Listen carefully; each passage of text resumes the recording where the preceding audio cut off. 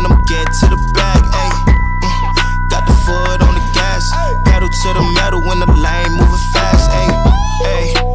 Let them all cross. If they hate, then let them hate and make a bigger boss, ayy. All right, guys, before we jump into the interview, though, you know what we need to do. It is This Week in Freight, powered by DAT. We do this 3 times a week, you guys. We do dry van, flatbed, reefer. It does mix up throughout the week out there, but most importantly, this is 100% viewer submitted to you guys, as I want to help you guys read freight markets, okay? I've partnered with DAT on this. They're my data partner out here on the podcast. And the whole thing is to help you guys understand how cyclical markets work. Peak seasons, down seasons, everything else in between. We're here to show you guys a lot of those things. Then I personally go through my strategy on how I quote customers out there and some of the details that I pay attention to. So this one is refrigerated today. And this is my backyard here, Phoenix, Arizona, going to Oklahoma City, Oklahoma. Now, if you've been following this segment for since we've been doing it, the first thing I pay attention to, you guys, is miles, okay? Why is that? Because day of the week that this ships out matters, especially with this one being 1,000 miles. It's an okay weekend run, but if this has to be Thursday to Monday for whatever reason, whether it's a receiver requirement, shippers closed on Friday, you know, for people out there who actually move freight, it's not always a perfect world scenario. That's going to be a factor in what you're going to have to quote on this lane, depending on the day of the week that it moves. Now, Monday through Wednesday, it's going to be great. There's miles associated with it. Friday to Monday is not going to be the worst for it, but you know, if it starts creeping Thursday to Monday, that's when you're going to start seeing an increase in price out there. But this one in particular, this is spiked obviously a lot right now, but again, you can start seeing that cataclysmic rise right around when everything started happening with the rise in fuel.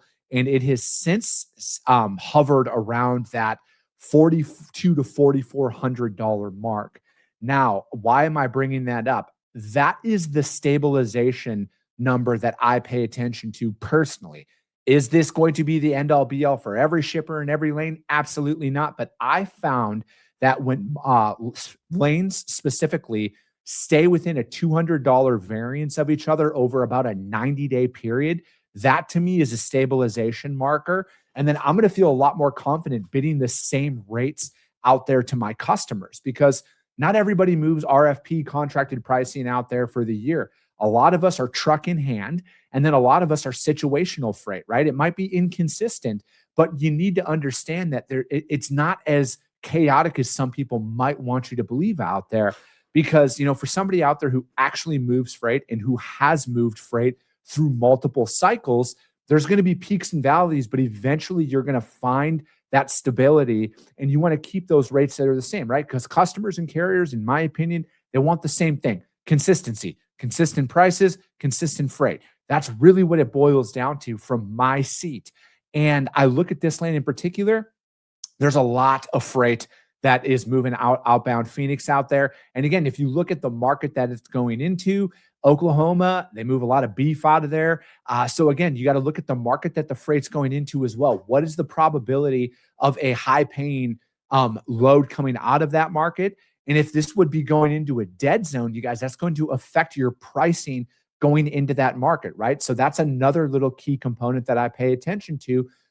Miles is first. Second is the destination. Not all destination is bad. I'm a firm believer that there's a truck for every lane in America, but it's going to depend on what it's going to pay. And then what does that driver have to do to get out of said market? But going into an area like Oklahoma, there is freight coming out of there specifically for reefer. So I think you're going to be all right from a capacity standpoint. But again, it's about that volatility right now, and it is about managing expectations for your customers.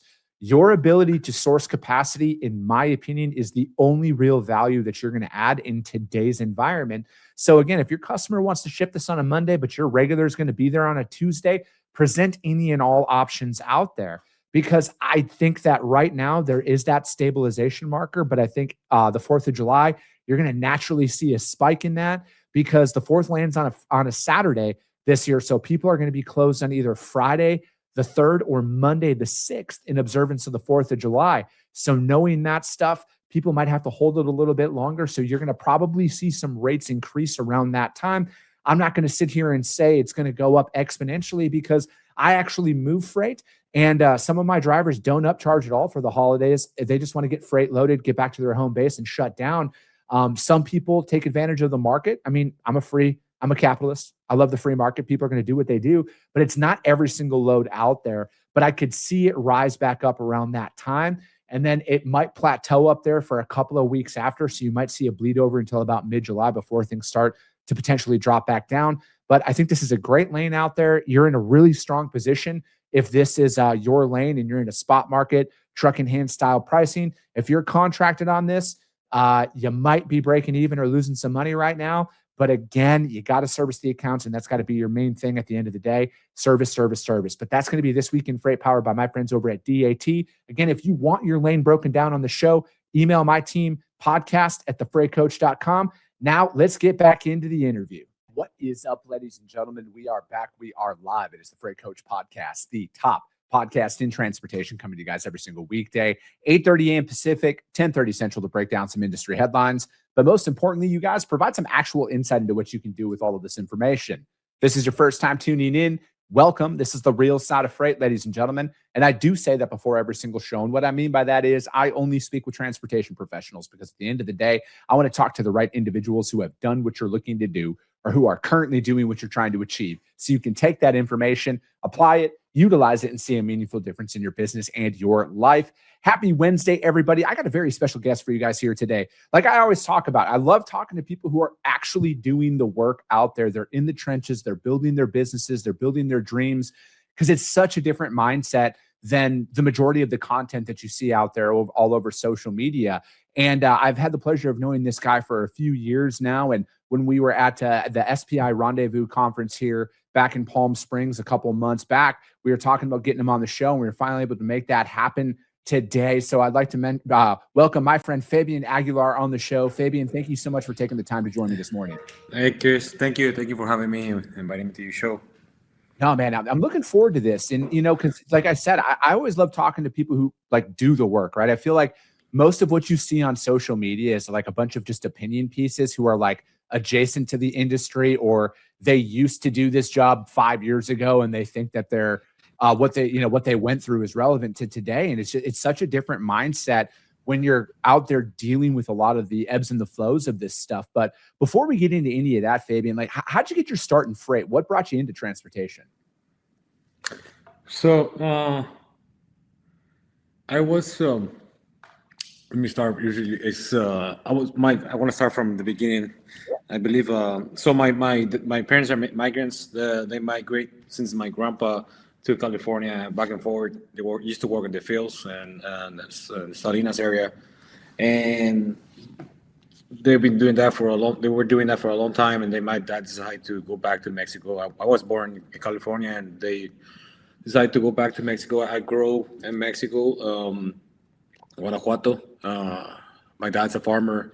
I grew until this. I was 17. I moved here to Texas, and actually I was working in a pizza place. Mm-hmm.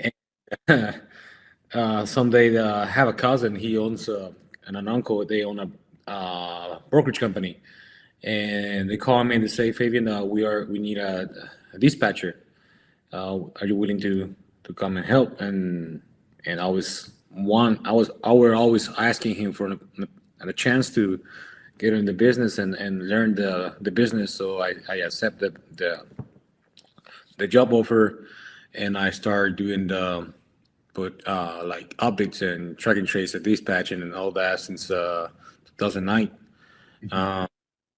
And I was there for 7 years, and I went independent. With the LDI for 2 years, and then SPI. I've been here since 2019. Mm-hmm.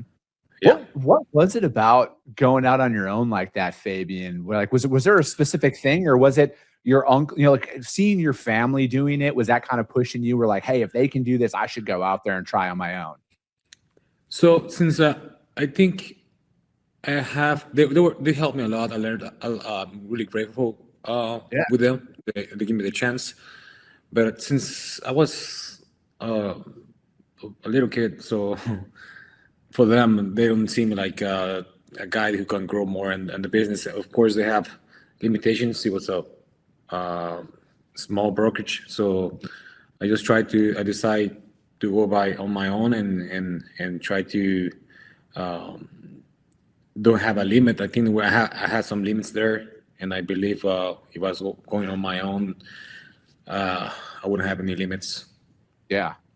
No, it's one of those things where, I mean, that's kind of where I was, right? Like I worked for a really large brokerage for about like 7 years, and a buddy, an old coworker of mine started a brokerage, and I was like his third employee there. And, I always wanted to be my own boss and do my own thing, right? Like call it blind arrogance or blind confidence, but like I always thought I could do it better than everybody else, right? Like not that any system that I was operating in was good, bad, or indifferent.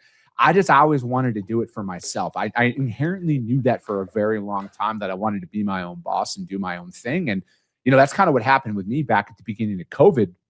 I was out of a job, and, nobody was hiring. So like I started doing the media stuff, and then I started doing consulting work. That was my first company that I had founded. And then after, I'd met Mike and James at the TMSA conference in Orlando. And they're like, "Hey, we love what you're doing. We want to advertise on your show." And then but they're like, "Hey, I want you to see what we offer our agents. Like see the technology, see the resources out there." And I was kind of just like, I had no idea that much was available to be an independent agent out there, right? And I didn't even really know what the agent model looked like at that time. And I had been doing it with they had been advertising for a couple of months, and I had called Mike, and I'm like, "Mike, I want to get back in. I want to build up this." But I'm like, here's the thing. I have no customers, right? Like I got nothing to give but my desire and drive to build this out. And they're like, "Let's do it," right? Like, let's take a chance on that. So it's, kind of like that similar background here. Like I grew up in the industry as well. My dad was a driver. He drove for about 40 years. He was an owner operator. Great grandparents started a trucking company when they immigrated here from Germany. So it's like, coming and leading up to this, it was just like, this industry to me is it's more than just like moving truckloads, right? Like it's literally in my blood. I love this stuff. And it's one of those things where I think like going out and breaking free, like it's over glamorized, I think, on social media, where it's like, oh, become an agent, you're going to make all this money, which you can, but like, dude, you have to, it's such a different work ethic that comes along with building up something. Most people have a book of business that they transfer over, but there's no guarantees that you can grow that stuff out. And if you don't have a desire to sell and go out there and find more business and drive more revenue inside of your company, you can be out of money before you know it. So like, what are some of those core principles that you guys really operate off of when you're going out there and really building your guys' book of business out? So one thing that I have learned with SPI has helped me a lot, and they keep helping me. And one thing that I sell is the service, and one thing when I go to the customer and I always sell the service, and I believe we are one of the best brokers down here in South Texas, and I believe we do a really good job on the service wise. We stay competitive on rates, but the service is where we win. And also the SPI, the backup is really good. I mean, SPI has helped us a lot, and they keep helping us grow our own tech and how to keep innovating our office and work smarter. And then that's what we do. Yeah. So what is it about, because like you guys, I know you guys do a lot, like when we were talking at Rendezvous, you guys do a lot of produce freight out there. How did you guys kind of fall into that niche? Was it just because of your geographic location being in South Texas and having a lot of cross-border freight coming into that regards? Or, what was it, just kind of where your experience was? So when I start being a dispatcher for my uncle, my cousin, they were doing just produce, and then I start. They had like four brokers in the office, and they were doing all produce, but I started doing meat, pork. Okay. I started doing pork from Iowa, North Carolina, Virginia, the Midwest, coming back to to the border. So I was using the trucks that other brokers were sending up, and I was giving the reloads coming down. And there's a lot of pork loads crossing from here in McAllen and Laredo, crossing to Mexico. So that's what I was doing. But I feel like I wanted to grow on the produce side, and that's why I decided to move out of my cousin's company, because they have the, like, you can only do meat or pork. So what is it about produce that kind of keeps you like? Because I look at it when anybody's out there building a book of business, like at least for us, right? Like when we had to come in and do it from scratch, because like we started in 2023, where I have a unique background in the industry where like I did food and beverage for the first 7 years of my career. Like that's literally all I did: dairy, beverages, everything, in and out of every major distribution center in North America. And then I also did open deck and heavy haul for like the back half of my career. And that's all I did. And I've just found that when I'm going out there and I'm prospecting, especially in today's environment, where that tribal knowledge and that specialization really has to come out to even get noticed when it comes down to, developing business or even growing with your customers, right? Because I feel like it's easy to quote a load. It's very challenging to execute upon that, right? When it comes down to the, like if I never hauled a load of produce before, Fabian, and I went in there and just quoted it blindly, and I had no idea about washouts or pallet exchanges or any FDA requirements that come along with hauling those loads, like I'm going to lose that business right away. So my question is like, how important is it to actually be involved in a niche inside of transportation, as opposed to just doing everything that, any kind of freight out there? I don't think it's that much a difference. That's what I think. Myself, I would like to learn about moving more specialized equipment and dry freight, because I only do a reefer, and maybe at some point I will learn. But I think it's just little stuff that maybe you have to learn, and not a big deal, right? On temperature, that's what I think. So it's just a box with temperature, so you gotta make sure that it gets the right temperature, keep tracking it. How we do it is that we have a team, track and trace team. They're always updating the customers on some of the customers. They see like a little temperature issues, and we start just like monitoring the temperature in each load, and we share the screenshots. So ask the driver for pictures of the unit showing the temperature. That's something what we do. Make sure the trailer is clean, washed out, and sanitized. The pallets are secure, things like that, and you become familiar with the temperature and the risk of each commodity. So, that's about it. What advice would you give for somebody who, because people from all experience backgrounds watch this show, and if somebody's never done a produce load before in their life, but it's seemingly, when it comes down to it, I think like 80% of the freight that moves on the road is dry or reefer. And then 20% is flatbed, open deck, and specialized from that. So like freight breakdown that's out there. But a lot of people, you look at it is I look at in any freight environment that's out there, Fabian, I look at the commodities that you're going to purchase no matter what's going on in the economy, right? Food is that one thing that I would, think most people are going to purchase no matter what out there. What advice would you give to somebody who maybe has never moved a load of produce before, like when they're going out there and they're prospecting business, that they should be aware of before they go in? You talked about temperatures, and you talk about like insurance requirements that come along with it. Is there any one piece of advice you would give to somebody who's looking to build up a book of business and then inside of food? So I think just be familiar with the industry.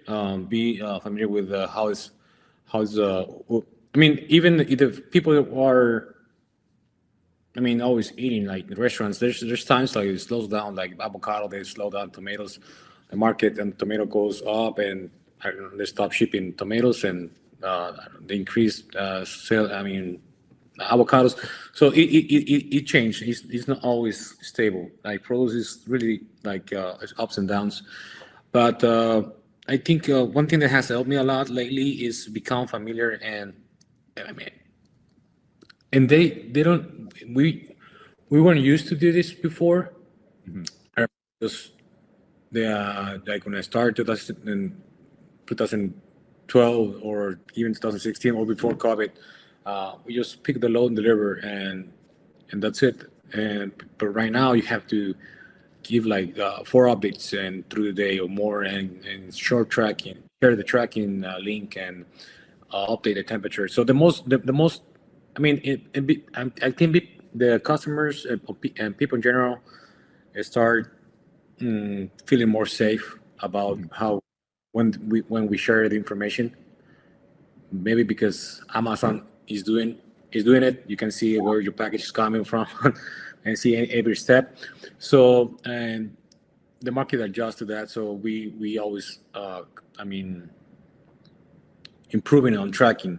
The Yeah. more you improve, the more tech you add to your office, to your structure of the how you work is better. Of course, you have to uh, have someone good to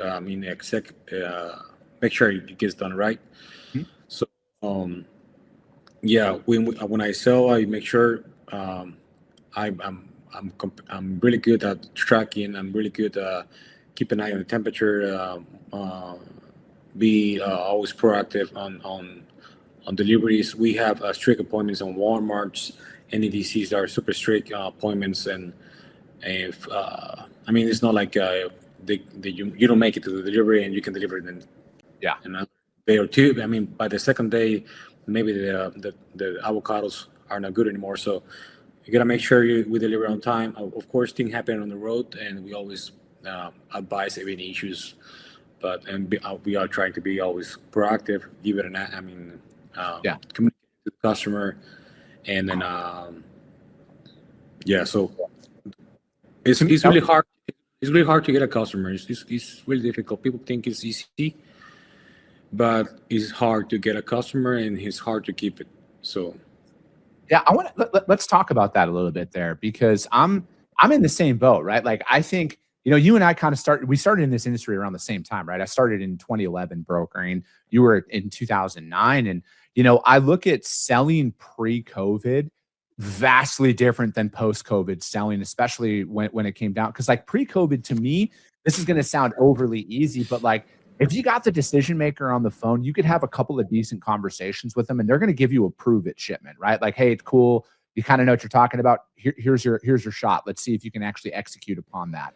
Now, man, this is some of the longest sales cycles I've ever seen in my life. And like more and more people, like you have to be able to sell. I call it like multi-channel. You have to be able to cold call. You have to be able to email. You have to be able to show up at places. You have to be able to sell on social media, all of these different things out there.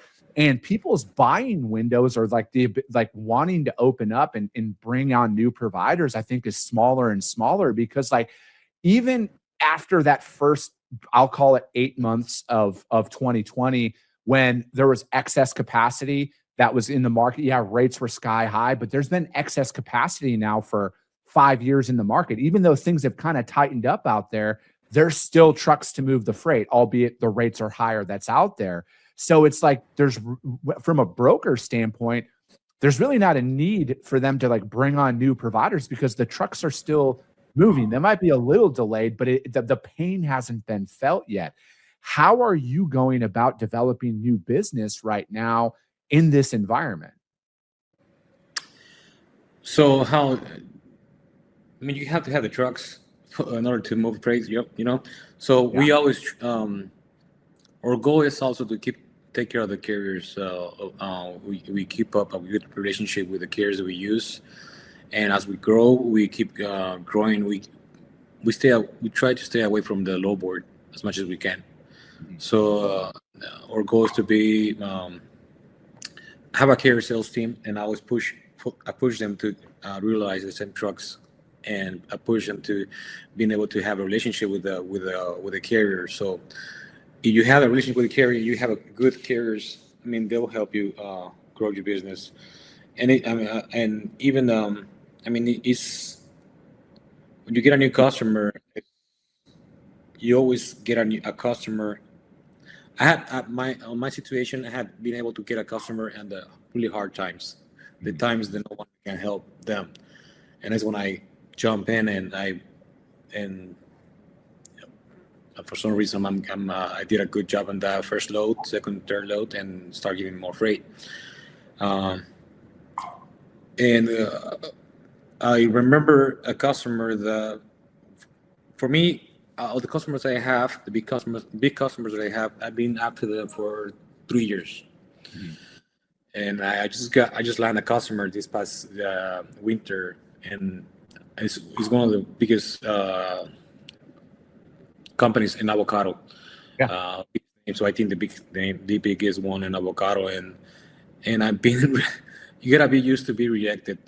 You in sales, you always, don't take it personal. It's like that. And so you have to be used to always get most of the time be rejected, but at some point it may worked out. So this customer particularly, I used to I go to these trade shows every year. I used to call PMA. Now it's different. I always forget the name now. So, and I show up this woman, and I sell. We do this and this. Can you give me a chance? And this is my card, and send me an email. And been sending emails for 2 years, and then and they're from California, so I had a trip to California. I stopped at their office, and she didn't take me. So I was there for like 40 minutes waiting for her, and she didn't come out. So, and I just left. So, and the next time she saw me on the show, and she recognized my face already. So, yeah, and say, okay, why should I give you my business? I have tons of brokers calling me, tons of carriers. Why should I? And I had the best sell pitch on that day. So she gave me the chance to get on board, and it's hard. It's things that happen since to now, and things that we made mistakes. We what's it called? We recognize we had made mistakes. We fix it, and we make sure it doesn't happen again, and learn from those mistakes with them. So I think we're doing on the right track with that customer. So yeah, it's, Fabian, it's one of those things where I think like at times we almost overcomplicate what we're trying to do out there. Like you were talking about capacity, right, and staying off the load boards and everything else. Like, I look at it like this: load boards are phenomenal until you have developed the capacity for the carriers that run the specific lanes that your customers want to move. And in my eyes, brokerage is as simple as this, right? It is literally our job to supply capacity. Like, pick up at point A, deliver to point B. That's as complex as we need to make it. I think like in today's environment, people want to like make this an overly complex equation that just doesn't exist, right? Because like when it boils down to it, when you strip it all away, as a broker, if you cannot find trucks to pick up on time and deliver on time, you are irrelevant in everybody's eyes out there. So it's like, for me, when you find those, like same thing, like we are able to work with a handful of carriers that probably do like 85% of our freight for one of our customers. We've just developed them based on the regions that they run, right? Like when we're talking to these guys, it's like, hey, do you guys go to New Mexico, Colorado, Utah, Wyoming, Montana? This is the main region that our customer runs. Do you guys like running that? Oh, you just like Utah and Nevada. Okay, perfect. Now we know that. So we're building up a carrier profile on who we reach out to when those loads become available. But like when we're prospecting, for example, I'm only selling on specific lanes and regions. I'm not going in there and saying like, hey, I see you're all over the place, I can do everything. It's like, no, I see you guys have a facility in the Southwest and then the Midwest. This lane in particular, this is an area that we're strong on, right? So like when I'm like, I live here in Arizona, and all the shippers that I prospect in Arizona, I'm using lane by lane examples. We're good to Albuquerque, Denver, Salt Lake City, Reno, Sacramento, stuff like that.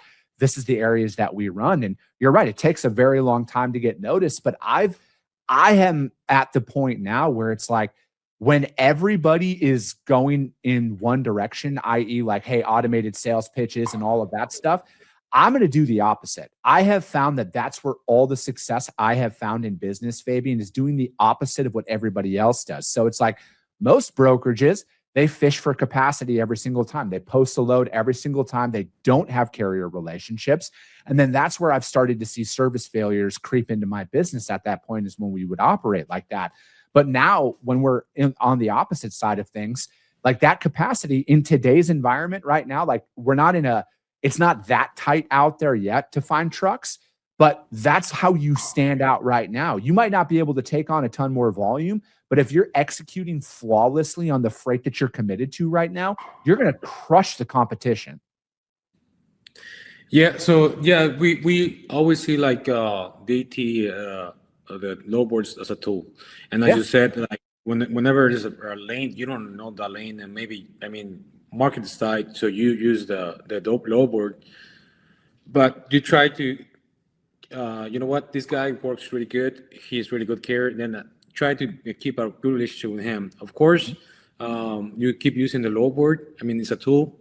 People call, hey, see their lows posted, and I understand that, but sometimes market is super tight. You have to post the load. So in order for get more incoming, more carriers. Yeah, that's it, right? Where it's like, to me, it's used as a tool, but it's not like my end all be all on how I source capacity out there. And I think that's where a lot of people find themselves in trouble, and they're going to continue to find themselves in trouble out there, because it's like, to me, I'm of the mindset, Fabian, carriers and customers are 1A and 1B of importance. Like, if you don't have trucks, you can't find customers. If you don't have customers, you're not going to have, you need to talk to a carrier. So you have to balance that out. But like, that was the thing that I would say was not physically, but literally beaten into my head when I started this job is if these guys are doing a good job, if they're communicating with you, if you're finding out what regions they run, what lanes they run, call them first. If they're not available, then post. And I think that that's just a major miss out there. And again, I get it. Everybody's got to make money. Everybody's trying to improve their profit margins. I want to find that kind of that sweet spot that's out there where it's like, I think, to me personally, brokers make their money in volume, right? The more loads we move, the more money we make. If you're out there trying to increase your profit margin on a load by load basis, I think you're trying to save pennies, which will eventually cost you dollars, because your customer is going to eventually shut you off because you can't find consistency. Yeah. So lately on the market, how it's been super crazy, and sometimes maybe customers think we are getting super rich, but it's the opposite. We losing money because sometimes we can quote set on rate for a lane, and then the next day it change, and we end up, myself, I don't give the loads back, so I have lost like $1,500 in a load, and then so our margins are smaller than before. Even we doing way more loads than before, but our margins are lower. So it's because the shifts of the market, and we always trying to keep up with the market and keep the customer happy and don't give loads back, and we believe that will grow our relationship. And then it's been hard to make up. No, that's the thing, Fabian. Like, when we quote a load, we are committed to that quote, right? Like, I don't give loads back. I don't ask for more money. And I tell all my customers, it's not your fault if I quoted you wrong, right? Like, if I got to lose $1,000, I got to lose $1,000 to service the account, because I know the cost to acquire business is exponentially more expensive than that $1,000 hit that you might take on that one transaction. But, because to me, it's like, I think that your word is really all you have to rely on. And if you can't execute upon the most basic stuff inside of this industry, you're going to have a very hard time growing with the sustainable customers that are out there, right? Because I think you'll never have a problem finding transactional business, i.e. you call a couple of places like, oh, we'll add you to our distribution list, and then you can just fight on all of these loads with everybody else. But if you want those customers who are like, no, when you're in with us, you're in with us, that's the mentality that you need to have out there. Because it's like, today, the hardest thing for me in moving freight currently is what you were describing there. I can quote a load on Tuesday with 100% confidence that rate's going to work on Thursday, but the market might shift that much by Thursday to where I'm off by $500 or $1,000, and I got to eat that margin and lose that money to service the account. And I'm willing to do that. Yeah, and even though, I mean, there's some customers, and I want to say that we have a really good relationship, and I mean, of course they want to avoid that, but I mean, they know what's going on in the market. So sometimes we have to just pick up the phone and say, you know what, the market has changed. I know I never asked for a rate increase, but I really need help in this one. I've been paying this for. I had a lane that I contract from California to Illinois, and we were losing money in every load, and it was like $500 in each load, and it was from this customer that I got. So I said, you know what, I don't want to give the contract back, but we have lost money for each load in the road, like 8 loads continuously from there. And I'll pick up the phone and I say, hey, we had this rate contracted, but their rates have changed, and I have difficulties. Finding trucks for this rate. Will you able to help me a little bit? I would hate to ask, but I need to ask you. There's a chance, and they agree, and they help me with the rate, and of course she knows how the market is, and maybe she knew I was hitting that cost, and she helped me in the next loads. And I mean, anything you arrange is from you talk to later. So I mean, anything before that, it's a loss. So yeah, no, I get it, man. It's one of those things though, but it's like you had mentioned something earlier, and I think that it's one of the most important pieces of advice in business is just don't make the same mistake twice, right? Like if something's going wrong, you got to fix it. And that's what you have to do as a business owner. It's not an easy conversation to have, right? Like I've had to go back to my customers this year, ask for more money. They're aware of how the market's performing, but like you have to have those conversations with them, because if you're not willing to, somebody else is, and then they're going to eventually take all your business out there. But Fabian, I want to be mindful of your time, dude. I really appreciate you jumping on here today, man. How does anybody reach out to you? No, for sure, man. How does anybody reach out to you if they want to find out more, if you guys are hiring or anything like that? So, yeah, my email is fabian@spi3pl.com. You have my LinkedIn. I don't know how can I share it, but yeah, you can send me messages through LinkedIn, email, or you can call myself. It's 956-227-5635. Perfect. Fabian, that's great. Hey, Fabian, I appreciate your time. If you guys can't find Fabian out there, hit me up. I will gladly put you guys in direct contact with them. But that's going to be it for today, ladies and gentlemen. As always, if you got value in what you heard and you're not subscribed, subscribe to the show, you guys. And if you're feeling ambitious, rank it on iTunes and Spotify, because if you see value, your network's going to see it as well. I appreciate you guys. I love you guys, and we'll be talking to you soon.